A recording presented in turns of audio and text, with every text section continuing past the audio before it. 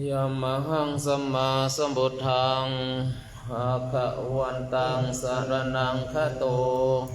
อิมินาสการเรนะตังบุตตังอภิปูชยามิยัมหังสวากขาตังภะคะวตาธัมมังสรณังคัจโตอิมินาสการเรนะปังธัมมังอภิปูชยามิยัมมหังสุปฏิปันนังสังฆังสรณังคัจโตอิมินาสการเรนะตังสังฆังอภิปูชยามิอะระหังสัมมาสัมพุทโธภะคะวะพุทธังภะคะวันตังอภิวาเทมิ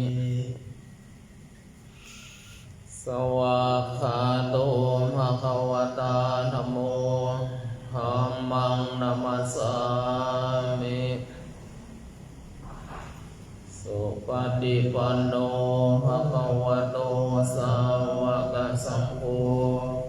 สังฆังนัมมามิอันตมยังบุรัสสะภะคะวะโตปุพพะคะนะมะกะรังกะโรมะเสนะโมตัสสะภะคะวะโตอะระหะโตสัมมาสัมพุทธัสสะนะโมตัสสะภะคะวะโตอะระหะโตสัมมาสัมพุทธัสสะนะโมตัสสะภะคะวะโตอะระหะโตสัมพุทธัสสะธัมมยังบุตตาปิตุติงโรมาเสโสตันทาคาโตอะระหังสัมมาสัมพุทโธเวชชานาสัมปันโนสุขโตโลกเวโทอนุตตโรปุริสาสารถิสัทธาเทวามนุสานังพุทโธภคะวายุอิมังโลกังเทวะกังสัมมารากังสัพพะมะกังสัสสะนะพระมานิงปัจจังสะเทวามนุสังสัญญังพิญญาสัสสิกาตัวภเวเทสิโยธัมมังเสสิหาทิกัลยานังมาเชนังปาริโยสานากัลยานังสัทธังสัพพยัญนังเกวาราภาริปุณังปาริสุทธังบรมจาริยังปะกาเสสิมหังภาวันตังอภิปูชยามิตามหังภะคะวันตังรัสสะนะมามิอันธัมมยังธัมมาภิตุติงโรมาเสโสสวากขาโตภะคะวะตาธัมโมสันทิติโกอาการิโกหิปัสสิโกปะนายิโกปัจจตังทิฏฐังโอวินโยหิธัมมหังมังอภิปูชยามิตามหังธัมมังรัสสะนะมามิอันธัมมยังสังฆาภิตุติงโรมาเสโสสุปฏิปันโนภะคะวะโตสาวกสังโฆอุชุปฏิปันโนภะคะวะโตสาวกสังโฆยะยะติปันโนภะคะวะโตสาวกสังโฆสามิจิปฏิปันโนภะคะวะโตสาวก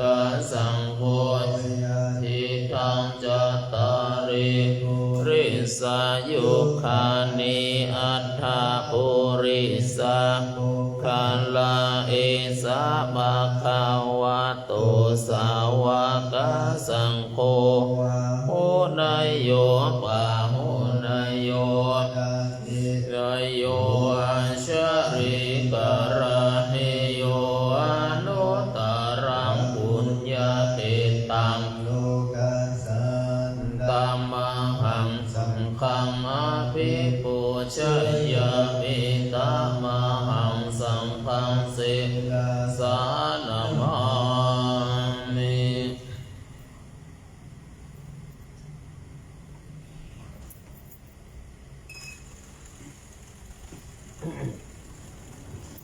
อันธรรมยังรัตนัตยปนามาคาทายโยเจวาสังเวคาปริกิตนาปทัญจาวนามาเสมสุสุนโทการุณนามาหันนาโวโยอารายานาโรจโนปะภูปังกิเลสังขารตะโกวันดามิอาหัมมาทะเรนะตังโมปันติโปวิญญาตัสสะสัตตุโนมังคังปังกัมมันตะเวทะมินนาโกโลกุตโรโยจันตถาทะเทปโนวันดามิอาหัมมาทะเรนะตังสุสัญญโตโยติตาสันโตสุขตานุโพธาโกโลลักเฮโนอันริโยสุเมธาสุวันดามิหัมมาทะเรนะตังโพสุเขตาพยาติเขตาสัญญโตโยติตาสันโตสุขตาโกดาโกโลลัมปะหินโนอาริโยเมตาโสวันดามิสังฆังอาหัมมาทะเรตังอิเจวะเมกันตาภิปุชนะยะกังวัตถุตยังวันดายตาสังฆตังปุญญังมายายังมัมมาสัพโมทวามาหุนตุเวตัสสะปะมาวะสินธิยาปะโตโลเกอุปันโนอันราหังสัมมาสัมพุทโธโมจะเตสิโตนิยานิโกอุปัสสมิโกเรนิมานิโกสัมโพธังกามิสุขตาปเวสุตวะเอวังชานามาชาติปิโดปาจาราปิโดปามารานัมปิโดปังโสกะเรนเดวะดุกะโดมานาโสปะยัสสะเปโดกะปิเยงิปะโยโกโดโกปิเยงิวิปะโยโกโกยัมปิจังนาลัมปันติตัมปิโดปังสัมปิเตนะปันดานังปันทุกขสยานิทังโรกุนาคันโทเวทานุปันดานังคันโตโยปันดานังคันโทสังขารูปันดานังคันโทยานุปันดานังคันโทสังปาริญญาญาณระมโนโสวังภวะเอวังโหลังสาวะเกวินเนติเอวังภาคันวานัสสังภะคะวะโตสาวะเกสุอนุสานิปะหุลาวัตติรูปังนิจจังเวทนานิจจสัญ ญญาอนิจจสังขารานิจจวิญญาณังนิจจังรูปังอนัตตาขันธ์อนัตตาสัญญาอนัตตาสังขาราอนัตตาวิญญาณังอนัตตาสัพเพอนิจจสัพเพธัมมาอนัตตาติเตมายังโอตินนามหาชาติยาธรรมรเนนะสุเกหิปาริเทเวหิทุเกหิมนัสเสหิอุปปายาเสหิทุกโขทุกขาปาเรตาเปวานามิมัสสะเกวารัสสะทุกขาตันนัสสะอัตตากิริยาเยธาเตจิราภาเรเนพุทธังปิตังภะคะวันตังอุติสสะพระหันตังสัมมาสัมพุทธังอาคารัสสัมมานาคาริยังปัปปะชิตาตัสสะมิงปังขาวติมาจาริยังจารังมาภิกขุนังสิกขาสาชีวะสมาปันนาตังโนมริยังอิมัสสะเกวารัสสะทุกขาขันธ์สะอันตากิริยายะสังวัตตุเตหันธมยังตังคณิกะปัจเจเวคณะปะทังปนามะเสกายโยนิโสจิวารังปฏิเสวามิยาวาเทวาสิตัสสะปฏิฆาตายาอุณหัสสะปฏิฆาตายาสามกาตวะตตาปัสสิริปัสสัมหัสสานังปันติกาตายายาวาเทวาริโกปินนังปฏิชาดานันทังปันติสังขโยนิโสปะตังปฏิสิวามิเนวะทวายนะมัทธายนะทานายนาวิโภสนายายาวะเทวะมัสสะกายสติติยายาปนายาเวหิปาราติยาพระมจาริยานุกาหายาอิติปุรานัญจเวทานังเตหังคามินาวันจาเวทานังนาเอสามิยันตารายะเมภะเวสติอนาวัชตาอาสุเวหาโรจติสังขโยนิโสอังปฏิเสวามิวะเทวาสิตัสสะติฆาตายาอุณหัสสะปฏิฆาตายาสามังกาสวะตาตาปัสสิริงสัมปะหัสสะนังปันติกาตายายาวะเทวะทุปาริสยาวิโนดานังปฏิสันลารามาตังติสังขโยนิโสกิลานาปัจจยาเอสัชชาริขังปฏิสินิยาวะเทวะอุปันนานังไวยาปฏิกานังนัมปฏิกาตยาพยาปัจจปารมัตตายาติอาหุงสหัสสัมมาหินิมิตตัสสะพุทธันตังริเมการังอุติตะโพเสนามารังหานาทิธรรมเวรินนาชินโนวาหูนินโดทันเตสัสสะวะตุเตเจยามังการานิมาลาติเลกามะภิ ยุตตัสสะภรติโกรัมปนาราวังกัมมังกัมมันตัตตยังขังกันติอันดาเวทินาจินตวามุนินโดดันติสัสสังเตจยามังการานินาราคิริงรังอติอันตมุตังหาวะคิจักมัสสนิวาสุทารุนันตัง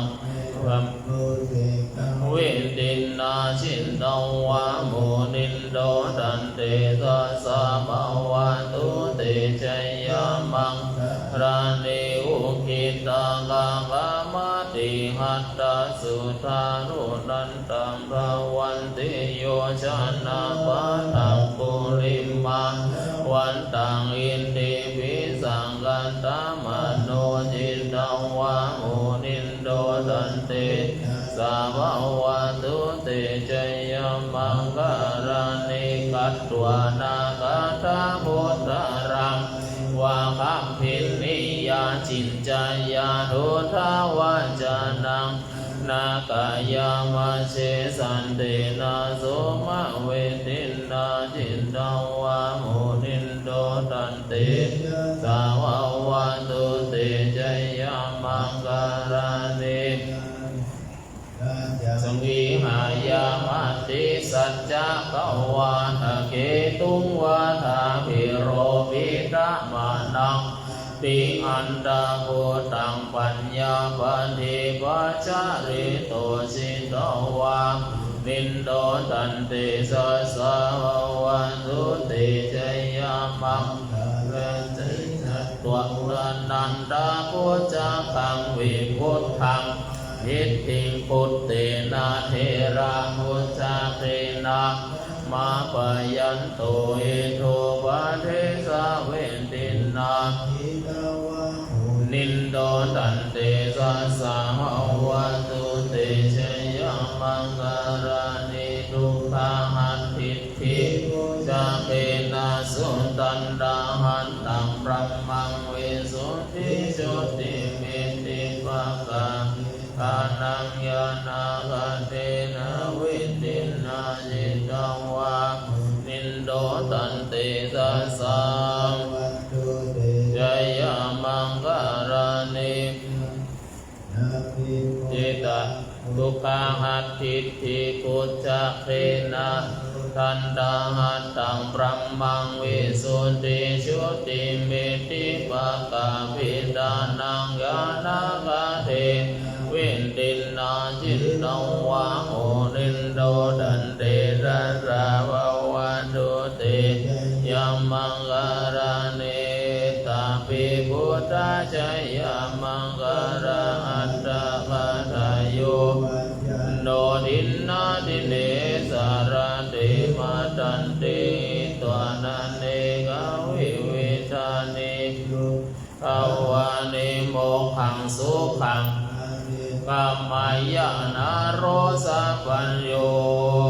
มหาการุณิโกนาโทหิตายาสัพพะรัมเมตัมปันปัตโตสังโฆทิโมตตะมังเอเตนะสัจจวัชเชนะโหตุเตยามังการัญจายันโตโพธิยาโมเรสเกยานังนันติวัตโนวังดาวังเวจโยหิจยาสุจยามังกะเลอปาระกาปันลังกิสิเสวันดาเวโภกาเลอาภิเสเกพระพุทธานังอังคัมปะโตติสุนัขขันตังสุมังคารังสุภาคาตังสุมุติตังสุขันโนโมโตจะสุยิตังพระมาจาริสุปาดาคีนังยะกัมมังวาจากัมมังปาดาคีนังปาดาคีนังโนกัมมังปะเนติเตปะดากินาปะดากินานิกัตวนาอันตันเทวทัพ อิเนเมตตัญจสัพพะโลกัสสมิมานาสัมภวะเยอปารินาอุดังอโตจติริยัญจาสัมปะตังอเวรังอสัพพะตันติรันนิสินโนอาเสยโนอยวติกาตัมมิโตเอตังสัตถิงอาทิตถยังรัมมาเมตตังวิหารังกามาโหติติจานุภกัมมาสิรวังเนนะสัมปันโนกัมเมสุวินัยยังเรทังมิชาตุกัปปะสยังปุณณเรติติเมตตาสุตังวิรูปังเทหิเมเมตตังเมตตังเอระเทหิเมสัพพยาพุทเทหิเมเมตตังเมตตังมาโคตัมมะเกหิจาปะเกหิเมเมตตังเมตตังติปะดะเกหิเมปัตเตหิเมเมตตังเมตตังปะหุปะเทหิเมมังมังอัปปะระโกหิสิมังหิสิติปะดะโกมังมัจจะปะโตหิสิมังหิสิปะหุปะโตสัพเพตาสัพเพปะนาเปโพตาจักเกวะราสัพเพปันดารานิปัสสันตุกิจจิปะมะมาหะมาปะมะโนพุทโธโนนัมโมอะปะมะโนสังโฆปะมานาวันตานิสิริสัพพะเนอะหิเวชิกาตาปะเทอุณนานาเวสาราภูโมจิตากะตะเมปะริตาสิตาปาติกามันตุพุทธานิโสหังนะโมวัตโตนะโมสัตตันนังสัมมาตนาอุเทดายัญจภูมาเอกราชาสวันโนปัตตวิภาภาสุตังตังมิหาริสวันนังวันดาวิภาภาสังตยัญชาพุทธวิหาริโมติวาสังเยมานาเวดาโกสัมมาธัมเมเตเมนะโมปารายันตุนามาตุพุทธานังนามาตุโพธิญาณโมนังนะโมวิมุตติยาอิมังสุปาริตังกัตวะโมโรปฏิเอสันนา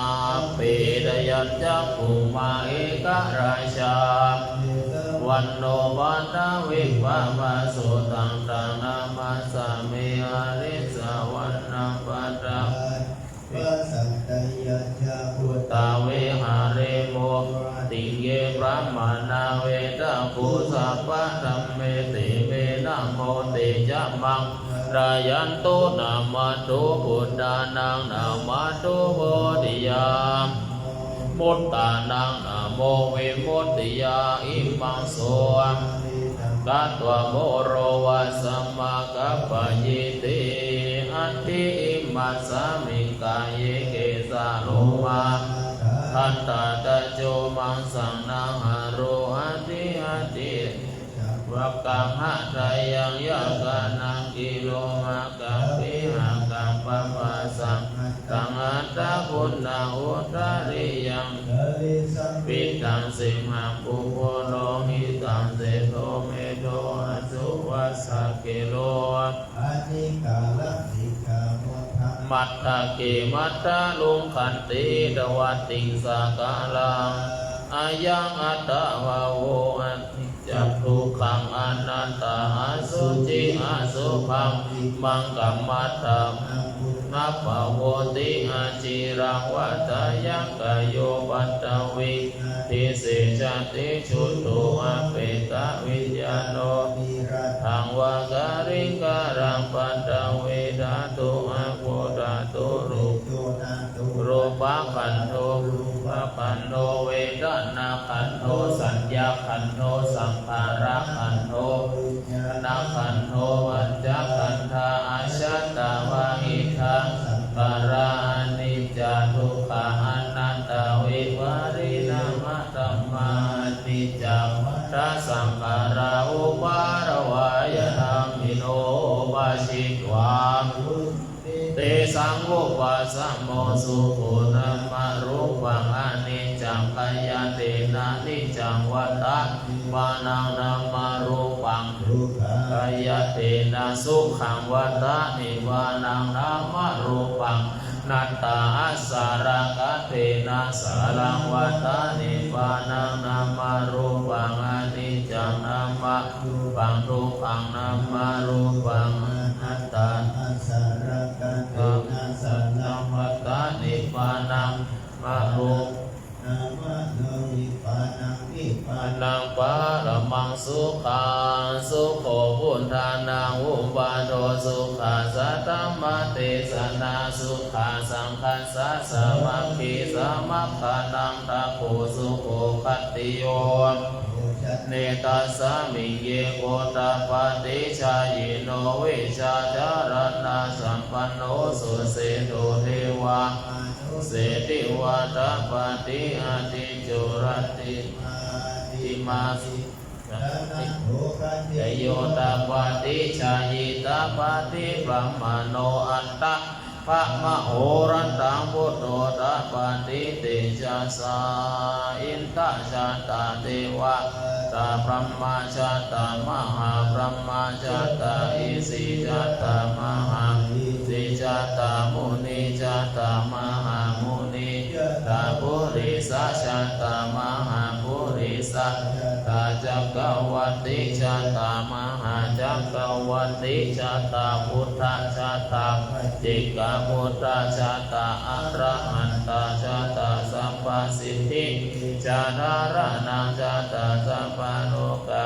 วิญญาณังชาตาสัพพโลกานิพพัติญาณังชาตา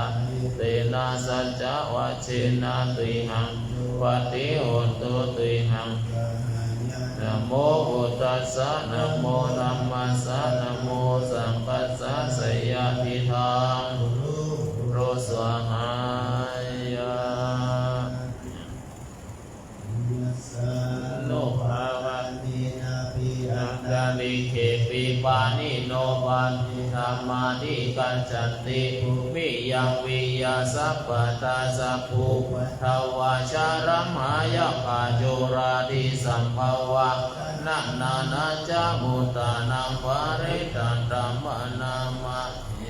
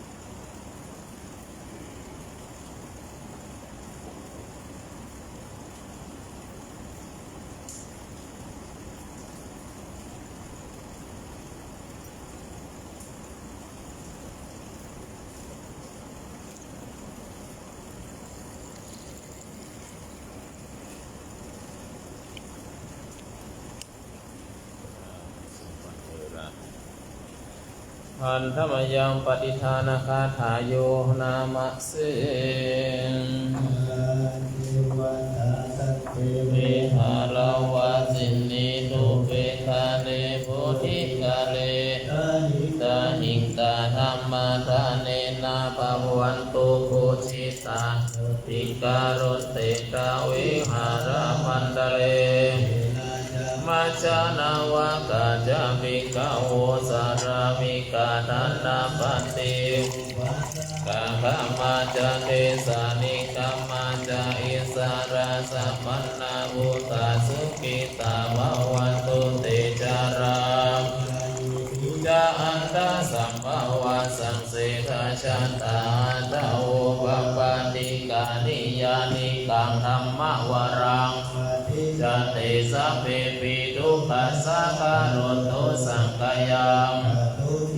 สัตตังธรรมโมนัมมัทธาราจะภูการาสังโฆโต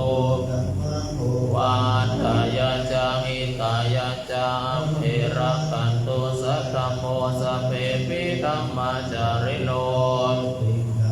ปุณายามานะเมอริยภเวทิเตปัสสนาโหตุสัพเพปิปานิโนสเนสัมมาตารังภเวชันโตกาเลเทโอภวัสสันตุวุติภวยาสัตตนังทานิมาตาปิตาจาอันราชังนิจังรักขันติพุทธกังเอวังธรรมเมนาราชโนขันตุสัพพทาโรกยาปรมาราภารามารานังวิสัสสะปรมายาตินิพพานังปรมังสุขังเสร็จแล้วบัดเช้าครบละนะโมตัสสะภะคะวะโตอะระหะโตสัมมานะโมตัสสะภะคะวะโตอะระหะโตสัมมาสัมพุทธัสสะนะโมตัสสะหะโตสัมมาสัมพุทธัสสะปุจจนิยังมหาเจติยังสัทธานังพุทธศาสเนมโนหราสมุทนังวิสุทธังเอตัมปิสิราสาสะโตสมาหิโตนัมมามิหังอิปินาตุกิโตเมนิพโยติ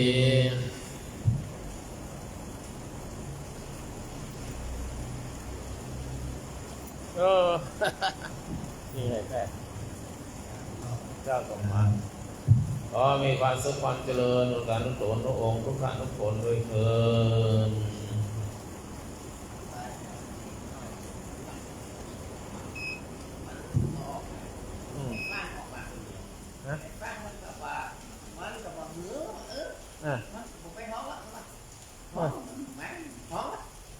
คนเดียวดีกว่าบ้านอยู่ห้องมาละผมมาครับอ้าวล่ะใหญ่ใหญ่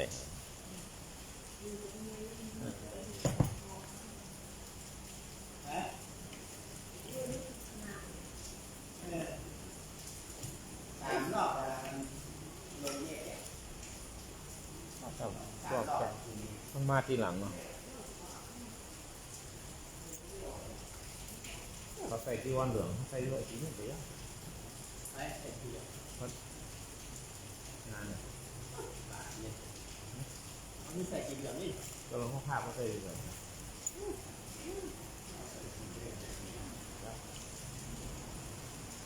ไม่มีสมัยมีคำสั่งนะผมหันละคำสั่งสมัยศรีโสดาเป็นจังหวัดอ่ะเมื่อก่อนมันออกคำสั่งว่าไม่ใส่สีเหลืองเหมือนคนเมืองถ้าคนรถเวลานะผมดูแล้วก็คำสั่งต่อไปงานไม่ใส่สีเหลืองหลังมาใส่สีก็ได้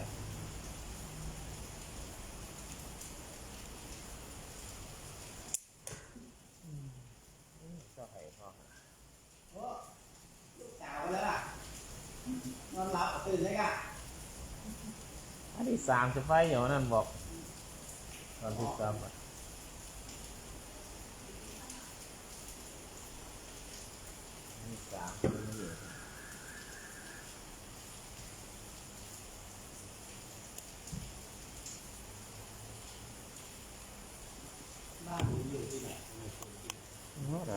เคว่าลูกสาวมีสองคนเป็นฝาแฝดอ่ะที่เล่นกีตาร์ที่แบกกีตาร์ที่ไปเปิดหมวกอย่างก่อนน่ะยังมานอนเนี่ยลูกหัวเป็นหลังดีเอง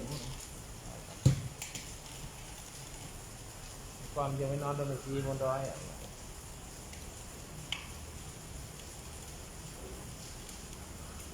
สแมนแตนเลยจ้ะจ่ายคนสองคนสเมนตะแตน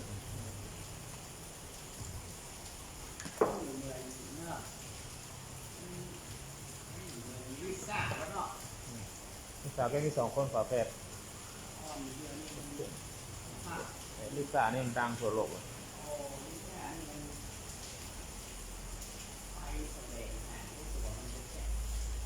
แล้วเป็นลูกครึ่งนะเนอะ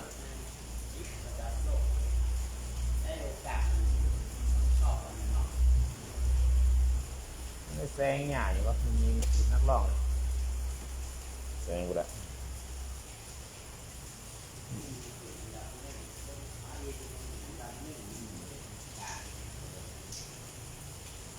ไทยแล้วว่าอยู่เมืองไทยลูกตัวสูงเนี่ยเฮาเนี่ยแหละไม่ได้โชว์ที่เธอต่างประเทศเพื่อนเรากับคนผมมันลูกหัวลูกเมียทั้งวันเขาละ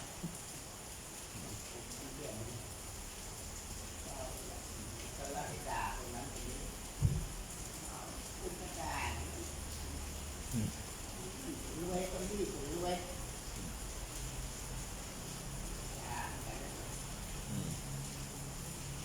นายกย่อมการทำงานเลย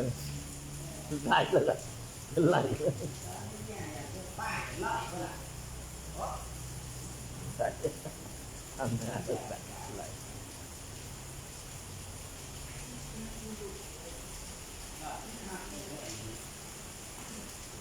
ลงไปเติมดูด้วยนะ มันแรงนี่มันแรงฟัง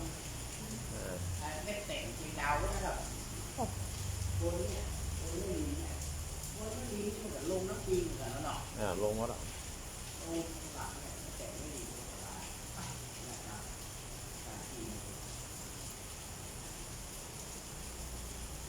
ปล่อยพวกนั้นนะเด็กปล่อยน้ำขึ้นอ่ะน้ำตามต่อที่หลอดเดียวหลอดสองนะถ้ามาท่วมวัดโลกนี่ก็ท่วมมาแสงเชียงใหม่นิยมได้สักทีนะ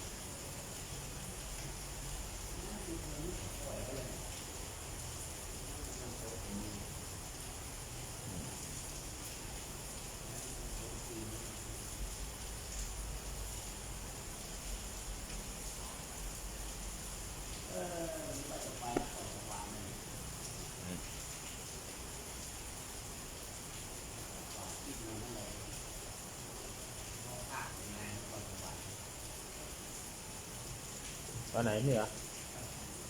แล้วมานี่เหรออ๋องานวันนี้เหรอนี่เดือนที่5แล้วอ๋อนั่นเข้าใจวันนี้เดี๋ยว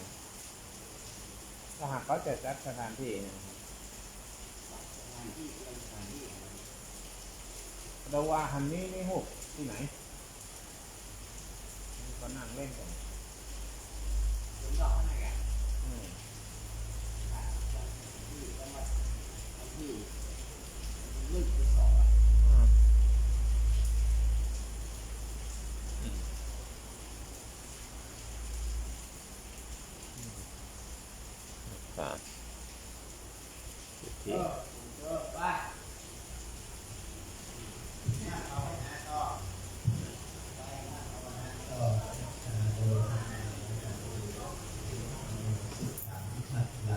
ที่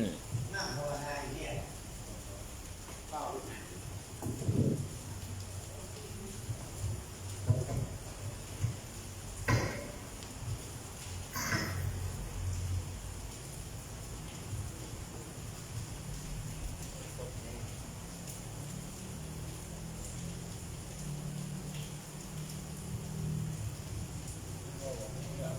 เรื่องนี้แล้วมันแป้งจ้างเดียวกัน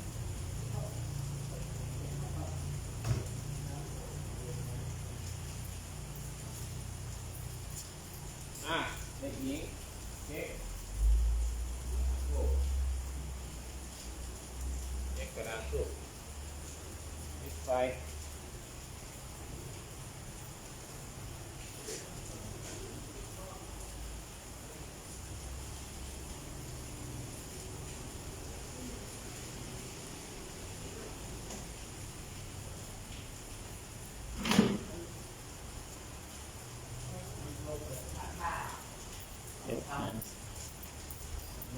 เรื่อยๆตกเรื่อยๆตกเรื่อยๆตกแบบบ่มีที่ท่าก็จะยั้ง มันต้องมีอยู่เดี๋ยวให้หลายวันถ้ามันตกลำพอเอื้อนไม่หักเนื้อพวดเนาะไม่สาวเนาะ แบบปวนเนาะ ร้อนไม่หักหนาวนี่ปีนี้จะหนาวเนาะ ฮะแบบปวน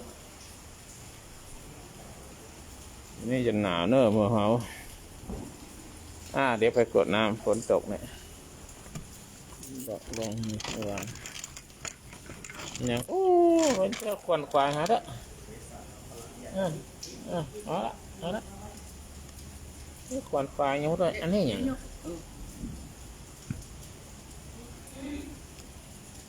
มันคือคนว่า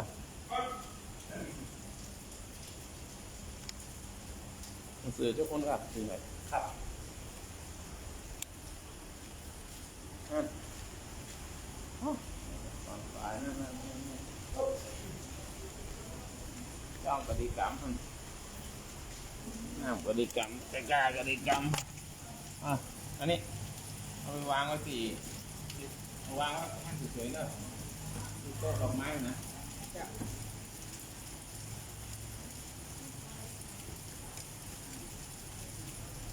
ฝนตกโยมเอ้ยฝนตกร่มประการ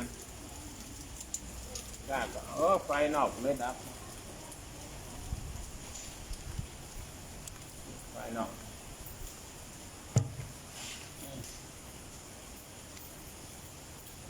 บนไหลคู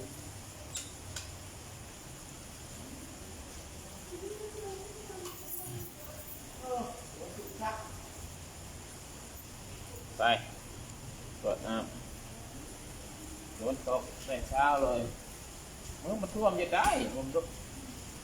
อะไรไม่แปลก4 ตี 5ฝนตกท่านเอ้ย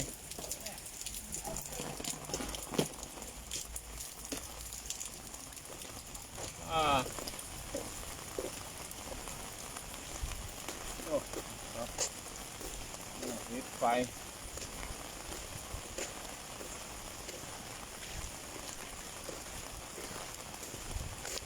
เอ้ย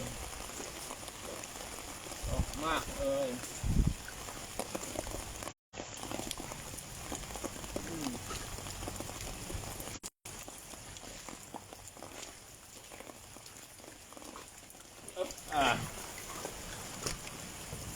ฝนตก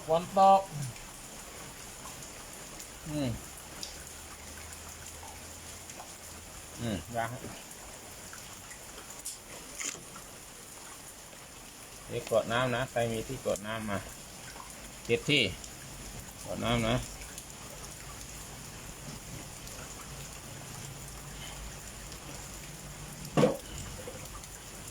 วันนี้ว่าจะเอาของไปแจกที่แม่ริม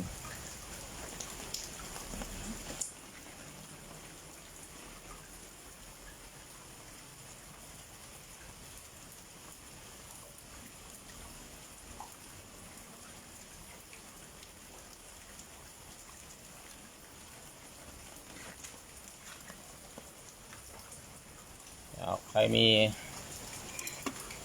ในตอนบ่ายๆมั้งไปประมาณหลังเที่ยงจะไปเอา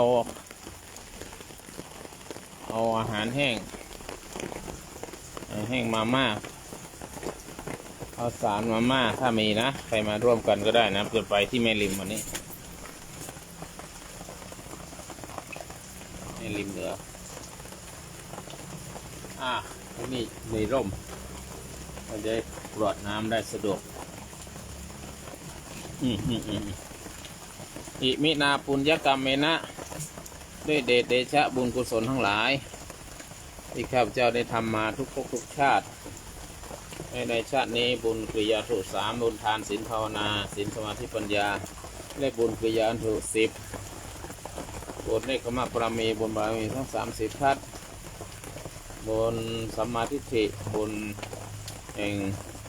มรรคองค์8บุญทั้งหลายทั้งปวงบุญแห่งคุณงามความดีทั้งหลายที่ข้าพเจ้าบำเพ็ญมาทุกภพทุกชาติบุญได้บรรดาสมบูรณ์ทั้งชาติศาสนาในชาตินี้แม้ในชาติก่อนๆก็ดีในบุญยังไม่เต็มเปี่ยมกุศลความดีทั้งหลายจงได้ประมวลรวมการเป็นดาบเป็นเดชะเป็นภาวะปัจจัยอุดหนุนค้ำชูตามส่งให้ข้าพเจ้ามีความสุขความเจริญในธรรมสูงยิ่งขึ้นไปได้มีสวรรค์สมบัติมนุษย์สมบัตินิพพานสมบัติในอนาคตการและขอบุญกุศลให้แผ่ไปหาข้าพเจ้าและญาติของข้าพเจ้าและผู้เกี่ยวข้องกับข้าพเจ้าผู้เกี่ยวข้องกับวัดโลกโมเลผู้เกี่ยวข้องกับประเทศชาติศาสนาและเพื่อนๆทุกคนที่อยู่ในห้องนี้จงมีส่วนในบุญของข้าพเจ้าแม้จะอุทิศหาผู้หนึ่งผู้ใดจงได้สำเร็จแก่เขาทั้งหลายข้าพเจ้าขอที่หาพ่อเกิดไม่เกิดที่ส่งข้าพเจ้ามาเกิดครูบาอาจารย์ขันครูพระรักษาสอนที่สมุนทรงสอนให้เทวดาทั้งหลายรักษาข้าพเจ้ารักษาท่านทั้งหลายพระรักษาสอนขอทิศหาญาติทั้งหลายน้ำนะที่ล่วงลับไปแล้วความเสื่อมแก่ผู้สัตย์เนี่ยเราจะถึงกับลูกโมสมเราตัวสูงน้องชายคนสุดท้องล่วงลับไปแล้วพ่อแม่ของข้าพเจ้าล่วงลับไปแล้วขอสื่อสงสวรรค์กันฟ้าสูงนี้ขึ้นไปและที่สมุนทรงสอนไปหาญาติที่มี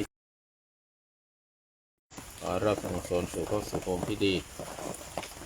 ญาติที่ยังมีชีวิตอยู่ร่มเย็นเป็นสุขอายุมั่นคนยืนร่ำรวยบุญปันเป็นญาติเจริญสวรรค์พรเส้นยอด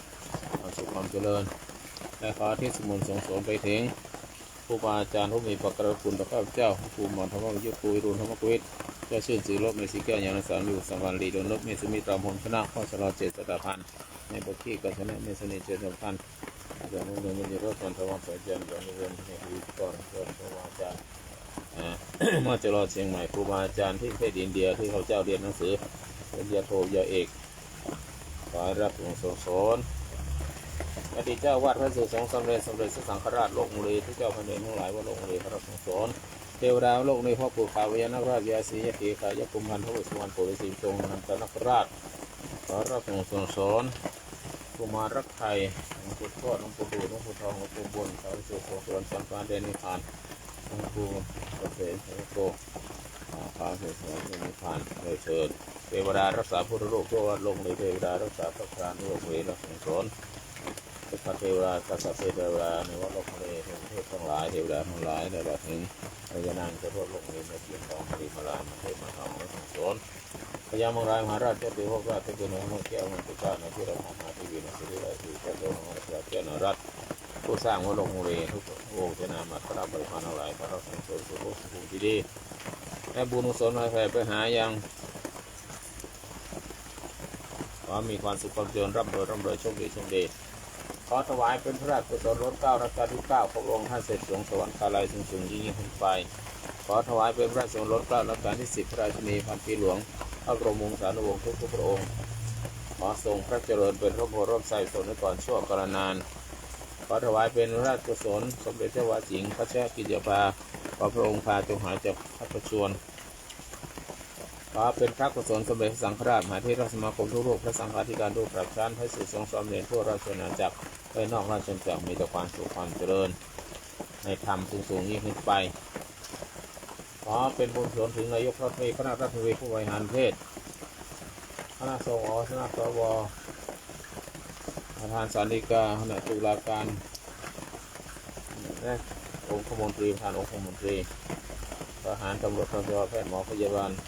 ครูบาอาจารย์ทั้งหลายผู้ทำประโยชน์ต่อประเทศชาติผู้มีจิตศาสตร์ทุกท่านขอมีแต่ความสุขความเจริญยิ่งขึ้นไป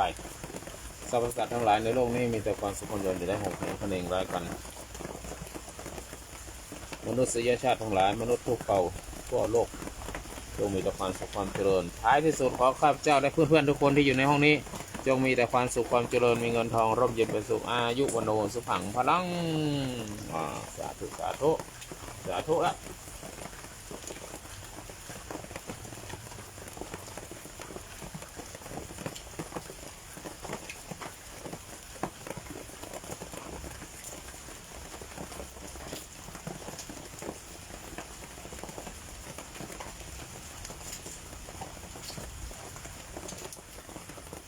สาธุสาธุโอ้ฝนตกฝนตกตกตกตั้งแต่เช้าตกทั้งวันท่วมตลอดกาล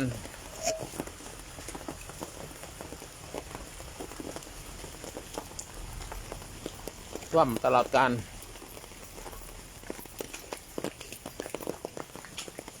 ตกมากเลยปีนี้ฝนตกอย่าไปเชื่อดาว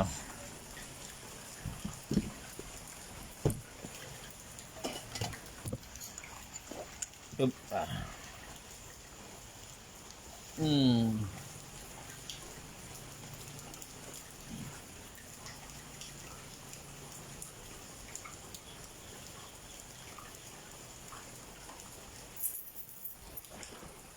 ราก็จะเดินนี่ไปปิดไฟก่อนฝนตกด้วยปิดไฟไม่ไฟช็อตยุ่งเลยนะช็อตไฟแรงสาธุเพราะว่าชาเสร็จเรียบร้อยแล้ววันนี้ตื่นตี 4ตื่นแล้วก็ต้องลุกวันนั้นตื่นว่าคืนก่อนตื่นตี 3ตรงนอนทำสมาธิต่อหลับไปเลยตื่นตี 6 โมงวันนี้ตื่นตี 4ทำนั่นทำนี่จัดนั่นจัดนี่ก็ให้ทำวัดตี 5พอดีนี่ไปทำวัดทันชีวิตก็เป็นแบบนี้แหละนะวันปิดไฟตรงนี้เราไม่ปิดใครก็ไม่ปิดเซลฟ์เซอร์วิส is best service ใช้ตัวเองรับใช้ตัวเองง่ายกว่าใช้คนอื่น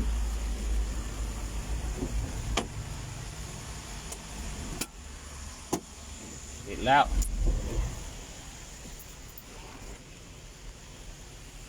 ฝนยังตกด้วยฝนตกปล่อยพรำตักอะไรไปเสียทำอะไรรถดูฝนนี่ไม่ค่อยได้เปลืองน้ำฝนไม่ได้รดน้ำต้นหญ้าเขียวสวยเลยนะต้นหญ้าเขียวเลยฝนตกแล้วนี่ยังตกอยู่ตกแต่เช้าเลยตกไม่ยั้งนี่วัดโลกโมลีใครยังไม่เคยมานะเชียงใหม่ก็แวะมาได้นะ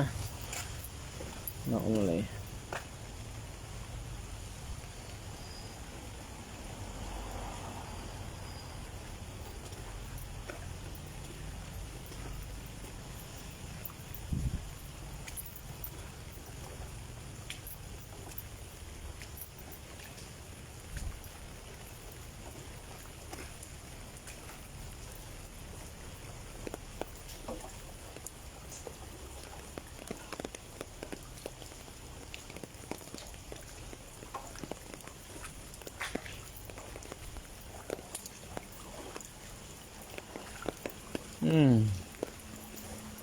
ฝนตกฝนตก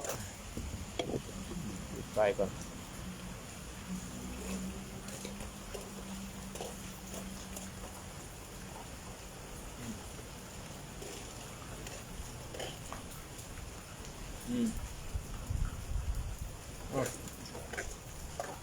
มีใครอยู่ในห้องไหม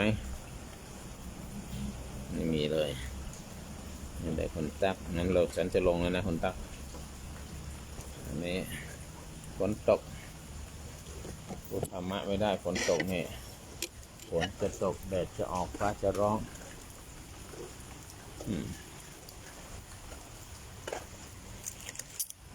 โลกโมเล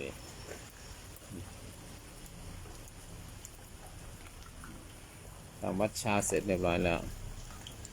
เปลี่ยนแก้ไขขอ1 ดอก